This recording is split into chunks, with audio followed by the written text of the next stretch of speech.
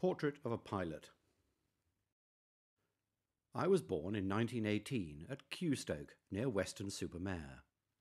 At the age of 16, I was taking lessons in playing the tenor saxophone. My tutor said that the best training I could have would be in a military band, despite my parents' reluctance. I applied for and was accepted as a band boy in the 11th Hussars in 1934. The regiment was known as the Cherry Pickers, which was the name given to the 11th Hussars after an incident in the Peninsular War, when the 11th Hussars were engaged in an action with the French in a cherry orchard. After that, they were the only regiment allowed to wear crimson trousers. In November 1934, the regiment sailed to Egypt for a 4-year tour. The 1914-1918 war was the war to end wars. The idea that we would be fighting soldiers never entered our young heads. Life was good.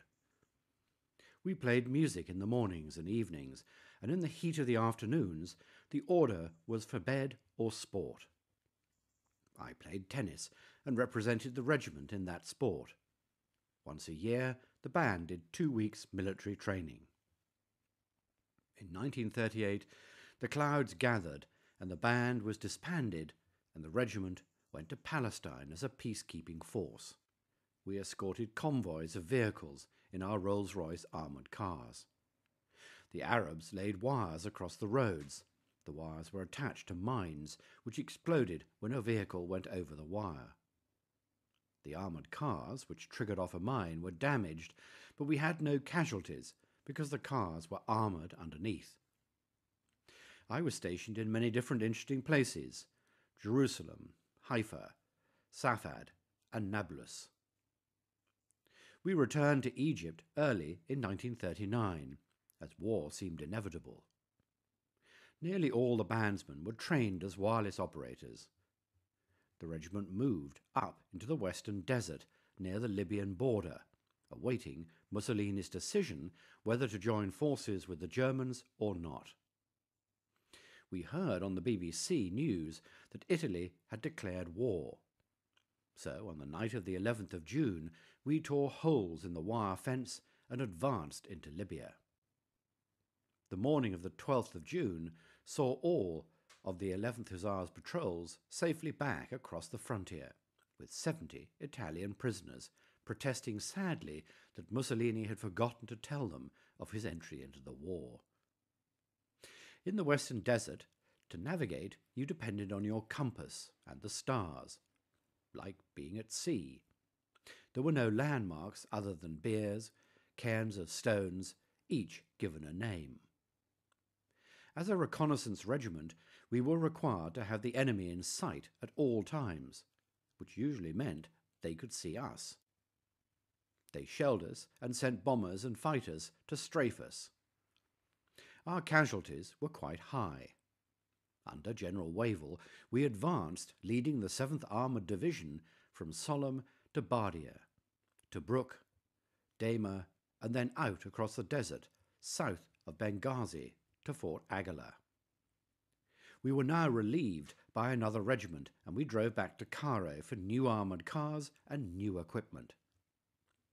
Whilst in Cairo, the Italians retook all the land, and we were sent back up to the Western Desert again under General Auchinleck, and we fought our way back to Fort Aguilar again. I had a lucky escape in Fort Aguilar this time, when one morning I was transferred from HQ to A Squadron, and later the same day a Stuka dive bomber dropped a bomb straight into the open turret of the armoured car which I had left that morning, and killed all the crew. Another regiment took over at Aguilar, and we drove back to Cairo, about 1,000 miles, to be refitted with new armoured cars. In April 1942, the regiment drove out of Cairo on the road across the Sinai Desert on their way to Iraq to prevent the Germans reaching the oil wells. In June, we reached Kermanshah. The journey was a very pleasant one, passing through very different terrain, from the desert, bathing in the Euphrates, naked apart from pith helmets, and no gunfire. The news from the Western Desert was not good. Rommel was advancing towards Cairo at speed. On the 30th of June, the regiment was ordered back to Cairo by the most direct route, 1,000 miles, arriving on July the 7th. Before going back to the front, it was decided that those men who had been in Egypt with the regiment since 1934 should be returned to England. That order included me. We left Suez on a French luxury liner and sailed on our own, no escort, first to Durban, then across the Atlantic to Rio de Janeiro, up the east coast of the Americas to Halifax, Nova Scotia. From there, we were in convoy, travelling at the speed of the slowest of the merchant ships with an escort of destroyers, eventually arriving in Glasgow. The green fields were a welcome sight.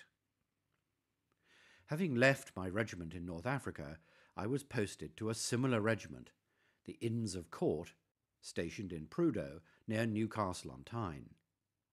The first manoeuvre I went on with this armoured car regiment came as a shock to me. Their inexperience really frightened me. Going into action with them is suicidal, I thought. I therefore volunteered and was accepted for the Glider Pilot Regiment. Could it really be safer in the air, in a boxwood plane with no engine and no parachute? First, I was posted to RAF flying school at Booker, where I learned to fly tiger moths. Believe me, it's pretty cold in an open cockpit in winter. I had trouble taking off. I zigzagged. But my 3-point landings were excellent. When I qualified, I was sent to the RAF station at Shobden to learn to fly Hotspur gliders, and from there to Brize Norton for training in flying horses. My posting after that was to F Squadron at Blake Hill Farm. There I became second pilot to the commanding officer, Lieutenant Pickwoad. We practiced mass landings most days. 12 pilots were chosen for a night operation. These 6 gliders started practicing night flying and landing on lights in the formation of a T. The T gradually got smaller until we were landing on one light. Then came the briefing for Operation Tonga, and at 11 p.m. on the 5th of June 1944, we left Blake Hill Farm, towed by Dakotas. We were the leading glider, carrying a jeep and trailer loaded with high explosives and 2 Royal Engineer soldiers. We flew at a height of 300 feet and crossed the English coast over Littlehampton, heading for the village of Touffril, 8 miles inland from the French coast. Flak was quite heavy over the French coast, possibly due to the fact that our trailing wing lights were still on, due to an electric fault. We could not see the lights from the cockpit, and the aircraft following could not tell us because of the wireless silence. We had been warned at the briefing beforehand not to veer to the right when the flak came up from Le Havre, because the Navy vessels protecting the ships carrying land forces would shoot first and ask questions afterwards.